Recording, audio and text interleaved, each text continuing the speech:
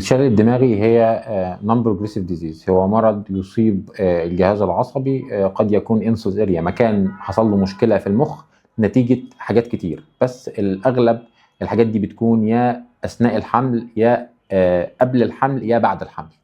لو اثناء الحمل غالبا بتكون الام دي عندها ريسك فاكتور كتير، ان ممكن الام دي تكون عندها مالتيبل ابورشن، حصل لها اكتر من مره اجهاض بدون سبب، او الام دي كانت عندها مشاكل لها علاقه باي مرض مناعي او مرض عضوي او حاجه لها علاقه بالكاردياك، او عندها مشاكل لها علاقه ب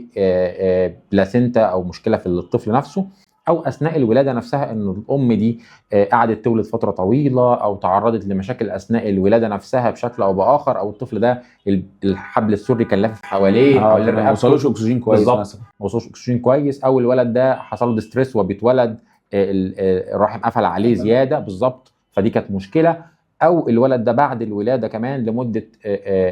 سنتين نفضل نقول على الولد ده سي بي، ان احنا نقول ان هو ممكن يكون تعرض لاي مشكله بعد الولاده، ان هو بالذات الصفرة الجوندس قعدت كانت عاليه جدا وكانت تكسيريه وللاسف دمرت او اثرت على جزء عميق من المخ، ودي بتبقى كتير جدا وبنشوفها كتير. او ان الطفل خلال الفتره الزمنيه دي تعرض لاي مشكله لها علاقه بان الولد ده برنت تروماتيك، خبط في مكان او اتخبط او وقع او حصل له حاجه، فده بيصنف تحت الامبريلا الكبيره بتاعه الشلل الدماغي او السي بي.